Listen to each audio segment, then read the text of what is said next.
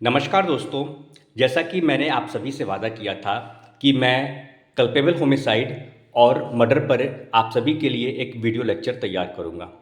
कुछ तकनीकी कारण की वजह से यह वीडियो लेक्चर मैं शूट नहीं कर पाया हूं, लेकिन इन शॉर्ट मैं एक वीडियो लेक्चर आप सभी के लिए लेकर आया हूं, जिसमें कि कुछ बेसिक कॉन्सेप्ट हम समझेंगे।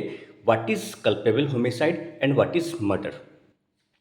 देखिए, जब डेथ की बात होती है ना, डेथ, मृत्यु, तो यहाँ पर हम बात कर रहे हैं नेचुरल डेथ की नहीं। नेचुरल डेथ हो गया मतलब किसी बीमारी की वजह से, या एक एज फैक्टर हो गया, यानी एक उम्र के बाद जो आदमी की नेचुरल मृत्यु होती है, ठीक है, उसकी बात मैं यहाँ पर नहीं कर रहा हूँ। बल्कि जो अननेचुरल डेथ है, यानी कि किसी ने हमला किया हो, ठीक है, किसी ने वार किया हो, किसी ने किसी को गोली से मारा हो, ठीक है, किसी धारदार हथियार से उसकी मौत हुई हो, तो ये हो गया अननेचुरल डेथ या फिर एक्सीडेंटल। लेकिन अगर एक्सीडेंटल की बात करूं तो यहाँ पे दुर्घटना है, तो यह आपको मर्डर में, ना तो ये मर्डर में आएगा, ना ही ये कल्पेबल होमिसाइड में आएगा। क्यों नहीं आएगा? यह भी एक्सीडेंटल जो है, डेथ है, दुर्घटना जो हुई है, जिससे मृत्यु हुई है, यह भी नेचुरल डेथ नहीं है। लेकिन यह डेथ कैसी हुई है? यह जो डेथ हुई है, यह मर्डर, ना तो मर्डर से हुई है और ना ही कल्पेबल होमिसाइड से हुई है। यह आपको, मान लीजिए गाड़ी से कोई जा रहा है, उससे दुर्घटना हो गई, या वह अब बाढ़ आया, बाढ़ में बह गया, उससे उसकी मृत्यु हो गई, या कहीं वह रास्ते पे चल रहा था, कोई गाड़ी आ रही थी, उससे उसका एक्सीडेंट हो गया, ठीक है, तो ये एक्सीडेंट से, दुर्घटना से उसकी मौत हो गई। तो यह भी आपको ना तो मर्डर की कैटेगरी में आएगा और ना ही कल्पेबल होमिसाइड में आएगा। अब आइए यहाँ पर होमिसाइड।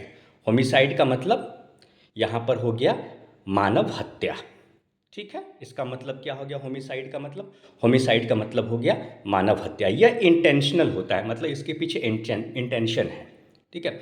अब होमिसाइड आपका या तो लॉफुल हो सकता है या अनलॉफुल हो सकता है। लॉफुल होमिसाइड का मतलब हो गया, यानी लॉफुल तरीके से, ये कानूनी तरीके से अगर किसी की हत्या की जाती है, जैसे मान लीजिए कोई अपराधी है, ठीक है, कोई हिस्ट्री शीटर है, कोई बहुत बड़ा अपराधी है, वह पुलिस उसको पकड़ने जा रही है, वो पुलिस के ऊपर हमला कर देता है, ठीक है, मान लीजिए पिस्टल से वो हमला कर रहा है, अपनी बंदूक से।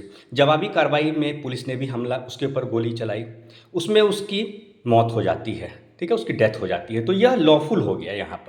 यहाँ पे जो वध हो गया वह लॉफुल हो गया, ठीक है। यहाँ जो होमिसाइड हुआ लॉफुल हो गया। कोई आतंकवादी है, हमारी सेना के जवान हैं, ठीक है, आपस में उनके बीच में फायरिंग हो रही है, वार्निंग भी दी गई कि तुम सरेंडर कर दो, आतंकवादी सरेंडर नहीं करता है, तो जवाबी कार्रवाई में उस आतंकवादी की मृत्यु हो जाती है।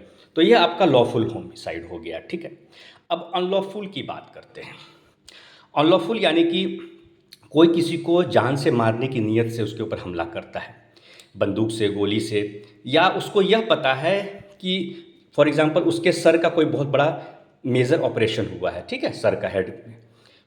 अब उसको पता है कि मैं एक डंडे से भी जोर से अगर मारता हूँ तो उसकी मृत्यु हो जाएगी, जानते हुए, इंटेंशन है यहाँ पर, तो सामने वाला व्यक्ति की मृत्यु हो जाती है। तो यह आपका अनलॉफुल हो गया, अनलॉफुल होमिसाइड हो गया। तो यह यहाँ से कहानी शुरू होता है। एक आपका culpable homicide not amounting to murder आ गया, और दूसरा कैटेगरी है इसका मर्डर। इन दोनों में डिफरेंस है, यहाँ पर इसको अलग अलग कर लीजिए। एक हो गया culpable homicide not amounting to murder, और एक हो गया मर्डर, ठीक है।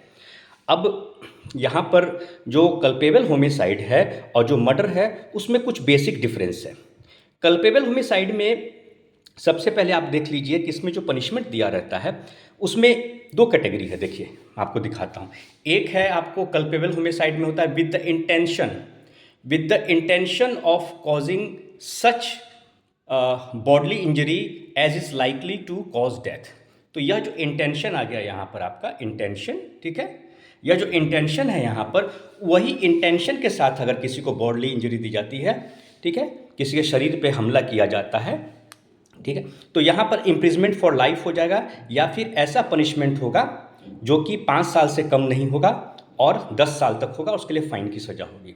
जहाँ पे इंटेंशन की बात आ गई, और वहीं पे नॉलेज की बात देख लीजिए। नॉलेज कहाँ है? With the knowledge that the act is likely to cause death, ठीक है। तो ये इसके लिए पनिशमेंट क्या है? तो इसके लिए पनिशमेंट हो गया कल्पेबल होमिसाइड में, विद द नॉलेज वाले मामले में 10 ईयर्स का हो गया, ठीक है, यह फैक्ट से आपको पता चलेगा। तो दो कैटेगरी में यहाँ पे कल्पेबल होमिसाइड हो गया। ओके, कल्पेबल होमिसाइड क्या है, वो एक्सेप्शन है। मर्डर के एक्सेप्शन में जो बातें आती हैं वह आपको कल्पेबल होमिसाइड में। अब वो एक्सेप्शन क्या है, एक्सेप्शन है ग्रेव एंड सडन प्रोवोकेशन। गुस्से में किसी ने किसी के ऊपर कोई हमला कर दिया, अचानक से गुस्सा आया, हमला कर, इंटेंशन नहीं था मारने का, लेकिन गुस्से में उसने हमला किया और ऐसा चोट लगा सामने वाले को कि उसकी मृत्यु हो गई। फिर प्राइवेट डिफेंस है। प्राइवेट डिफेंस में कोई अगर उससे ज़्यादा, जितनी उसकी आत्मरक्षा के लिए उसको डिफेंस चाहिए, उससे ज़्यादा अगर वह किसी के ऊपर हमला करता है और सामने वाले की मृत्यु हो जाती है, जैसे मान लीजिए कोई आपके ऊपर लाठी से हमला कर रहा है, आपने उसके ऊपर बंदूक चला दी, तो आपने प्राइवेट डिफेंस को एक्सीड कर दिया। तो इंटेंशन नहीं था, इंटेंशन था आपको अपनी रक्षा करना, आत्मरक्षा, सेल्फ डिफेंस में था, लेकिन आपने लाठी से मारा तो उसी लेवल पे ही आपको अपना बचाव करना था। आप भी लाठी का इस्तेमाल कर सकते थे या किसी ऐसे हथियार का इस्तेमाल कर, लेकिन यहाँ आपने बंदूक का इस्तेमाल कर लिया। तो यह भी, यहाँ जो मृत्यु होगी तो वो कल्पेबल होमिसाइड में होगी, मर्डर में नहीं होगी, क्योंकि मर्डर करने का आपका इरादा नहीं था। फिर एक्सरसाइज ऑफ लीगल पावर। अब लीगल पावर एक्सीडेड, मान लीजिए पुलिस ऑफिशियल है, यहाँ पर उसको क्या है कि किसी को अरेस्ट करना था, सामने वाले के पास कोई ऐसा हथियार नहीं था जो क्रिमिनल था, ठीक है, निहत्था था वो, लेकिन पुलिस ने क्या किया, जवाबी कार्रवाई में उसके ऊपर गोली चला दी। तो ये एक्सीड किया यहाँ पर अपने जो कानूनी उसको जो अधिकार दिए गए थे कानून की तरफ से, तो ये भी कल्पेबल होमिसाइड में हो जाएगा। फिर देखते हैं ना, पुलिस वालों के ऊपर चलता है, जैसे कि एनकाउंटर, फेक एनकाउंटर हो गया, इस तरह का उनके ऊपर भी चलता है, कस्टोडियल डेथ का चलता है। तो ये क्या है, एक्सरसाइज जो लीगल पावर दिए गए हैं उसको एक्सीड कर रहे हैं, तो वो भी कल्पेबल होमिसाइड हो गया। Without pre meditation in a sudden fight, अचानक से कोई लड़ाई शुरू हो गई, बहसबाजी हो गई, ठीक है, और वो अचानक उसमें सामने वाले की मृत्यु हो जाती है, ऐसा मारा उसको गुस्से में कुछ ऐसा करके, तो यहाँ भी इंटेंशन नहीं था, सडनली ऐसा हुआ, सिचुएशन हुई, बहसबाजी हुई और उसमें मारपीट हुई जिसमें हो गया, सामने वाले की मृत्यु हो गई। तो यहाँ भी मर्डर करने का इंटेंशन नहीं था, लेकिन मृत्यु तो हो गई, सामने वाला व्यक्ति मर गया, तो वह भी कल्पेबल होमिसाइड में आ जाएगा। फिर consent above the age of 18 years, ठीक है, यहाँ भी जो आपको होता है कंसेंट जो दिया जाता है, जैसे कि मान लीजिए कि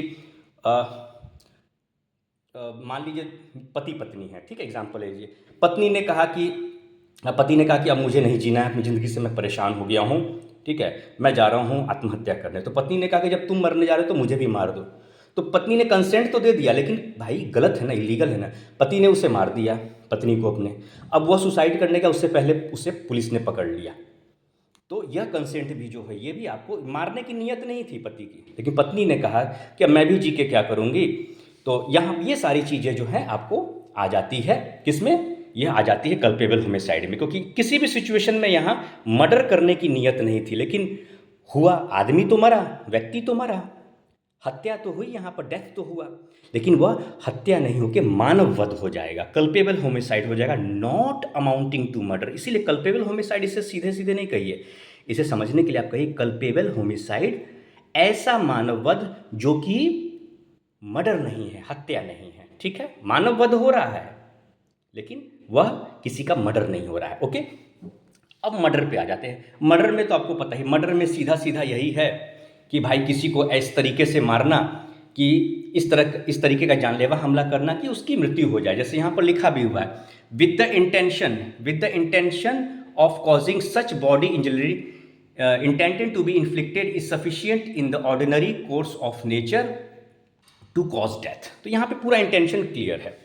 ठीक है। तो यहाँ पर सजा है, मर्डर के मामले में सीधे सीधे आपको सजा है, डेथ सेंटेंस है, या तो सजाए मौत है या फिर लाइफ इम्प्रिजमेंट है। ओके, तो दोस्तों ये शॉर्ट वीडियो के माध्यम से मैंने आपको समझाया है, पूरा एक वीडियो आपके लिए मैं लेक्चर सीरीज में कवर करूँगा।